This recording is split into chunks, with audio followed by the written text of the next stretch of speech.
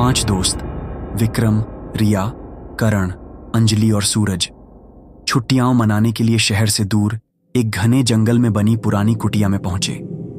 रास्ता बहुत ही खराब था और गांव वालों ने उन्हें वहां जाने से मना किया था, लेकिन इन पांचों ने किसी की नहीं सुनी। कुटिया बाहर से ही डरावनी लग रही थी। पुरानी टूटी फूटी काली दीवारें, टूटी हुई खिड़कियां और अंदर धूल और मकड़ी के जाले फैले हुए थे।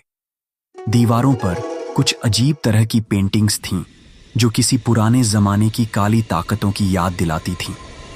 रात होते ही जंगल से अजीब अजीब आवाजें आने लगीं, जैसे कोई दूर से कुछ बुदबुदा रहा हो। पेड़ों के बीच सरसराहट और अजीब सी फुसफुसाहटें। सबका दिल घबराने लगा, लेकिन कोई कुछ नहीं बोला। अगले दिन सुबह विक्रम और करण कुटिया के पीछे वाले जंगल में घूमने निकले। वहीं उन्हें एक पुरानी चमड़े से बंधी किताब मिली, जिसके ऊपर कुछ अजीब निशान और उभरे हुए चेहरों जैसे डिजाइन थे। वे किताब को उत्सुकता में उठा लाए। अंजलि ने उस किताब को खोलने की कोशिश की, लेकिन वो अपने आप में बंद थी। तभी करण को एक छोटा सा बटन दिखा, जिसे दबाते ही किताब खुल गई। उसके अंदर कुछ अजीब भाषा में मंत्र लिखे थे और भयानक चित्र बने थे। कटी लाशें, उलटे पेड़ और जलती हुई आत्माएं। करण ने मजाक में उन पंक्तियों को जोर से पढ़ा। जैसे ही आखिरी पंक्ति पूरी हुई, हवाओं में ठंडक भर गई। जंगल की आवाजें एकदम बंद हो गईं और कुटिया के अंदर की रोशनी टिमटिमाने लगी। रिया डर गई और करण को किताब बंद करने को कहा, पर वो हंसता रहा और आगे पढ़ता गया। तभी कुटिया का दरवाजा जोर से अपने आप बंद हो गया। अचानक अंजलि अजीब तरह से बर्ताव करने लगी। उसकी आंखें खून जैसी लाल हो गईं।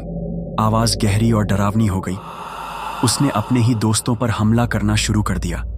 सब समझ गए कि उन्होंने उस किताब को पढ़कर बहुत बड़ी गलती कर दी है।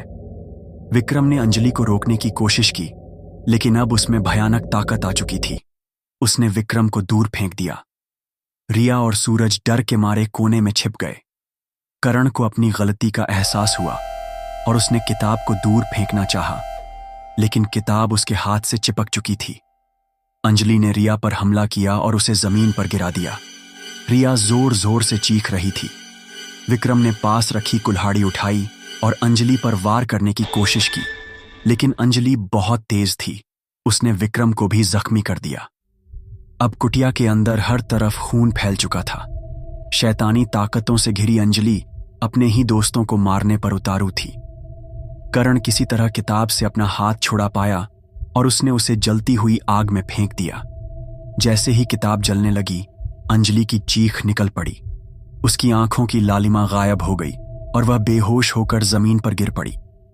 रिया और सूरज खून से लथपथ थे और कांप रहे थे।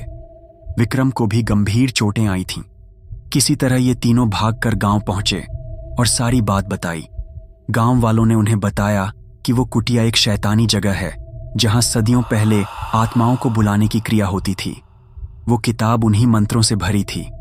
उस रात का हर लम्हा उनके जहन में हमेशा के लिए डर की तरह बस गया। जंगल की वो शैतानी कुटिया और अंजलि का वो रूप अब बस उनके बुरे सपनों में ही जिंदा रहेगा।